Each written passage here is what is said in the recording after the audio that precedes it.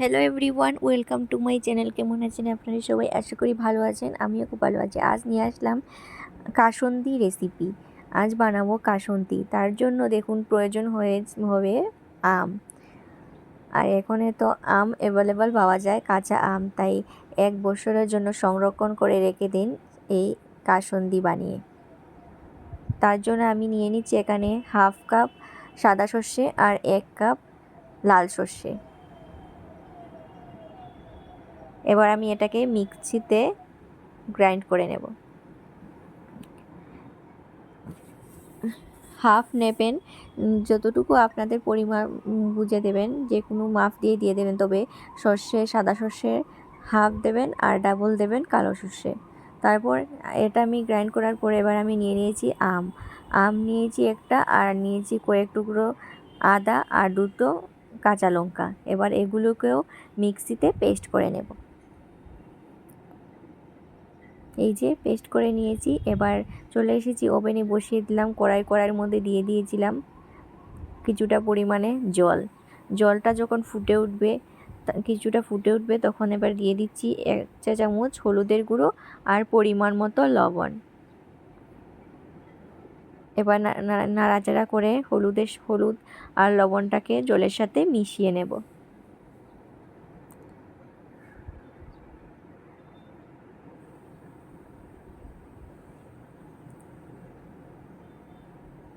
এবার জলটাকে ভালোভাবে ফুটতে দেব। জলটা দেখুন ভালোভাবে ফুটে উঠেছে। এবার আমি দিয়ে দেব গ্রাইন্ড করে রাখা সর্ষে।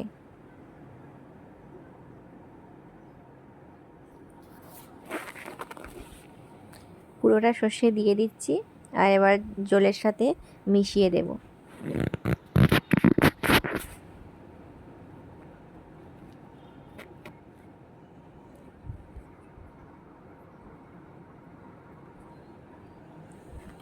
দেখুন বাজারে কিনতে পাওয়া যায় কাসুন্দি, কিন্তু এভাবে ঘরেও তৈরি করে নিতে পারবেন কাসুন্দি কত সহজ উপায়ে। তারপর আমি এবার দিয়ে দিলাম বেটে রাখা আম।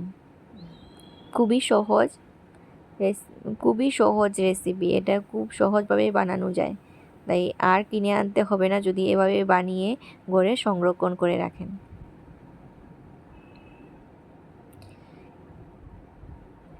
এবার আম আর সর্ষেটাকে 5-6 মিনিটের মতো এবার আমি এটাকে ফুটিয়ে নেব।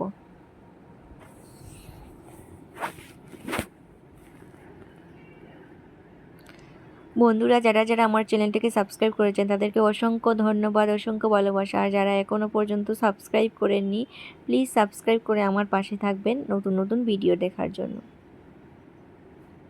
তারপর 5-6 মিনিট ফুটানোর পর এবার আমি দিয়ে দিলাম এখানে 1 কাপ চিনি।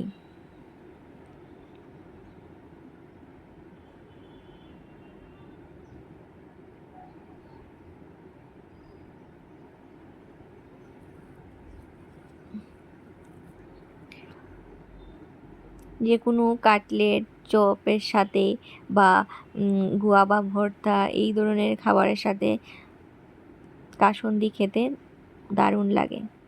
তারপর দিয়ে দিচ্ছি এখানে কিছুটা পরিমাণ সর্ষের তেল, ধরুন 1/2 কাপের মতো দিয়ে দিয়েছি এখানে আমি সর্ষের তেল।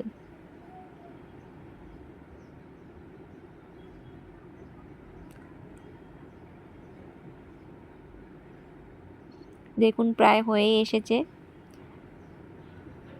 আপনারা যদি পুরো শুকনো শুকনো করতে চান তাহলে জলের পরিমাণটা কমিয়ে দেবেন। তারপর যাতে এটা অনেক দিন সংরক্ষণ করে রাখা যায়, নষ্ট না হয়, তার জন্য এখানে আমি দিয়ে দিলাম ধরুন 1 চামচের মতো হবে ভিনিগার। এবার আর বেশি জাল করতে হবে না, প্রায় হয়ে এসেছে। আমি এভাবেই রাখবো, তাই আর আমি এটাকে জাল করব না। ভিনিগার দেওয়ার পর 1 থেকে 2 মিনিটের মতো ফুটিয়ে আমি চুলা অফ করে দেব। এই যে তৈরি হয়ে গেছে আমার আমের কাসুন্দি। কেমন লেগেছে দেখুন। খুবই সহজভাবে তৈরি করে নিতে পারবেন, আর কিনতে হবে না, কিন্তু সংরক্ষণ করে রাখতে পারবেন এভাবেই। আর ইচ্ছে হলে খেয়ে নিতে পারবেন। কেমন হয়েছে ভিডিওটা? যদি ভালো লেগে থাকে তাহলে একটা লাইক করতে ভুলবেন না, আর কমেন্ট করে প্লিজ জানাবে যদি ভালো লেগে থাকে।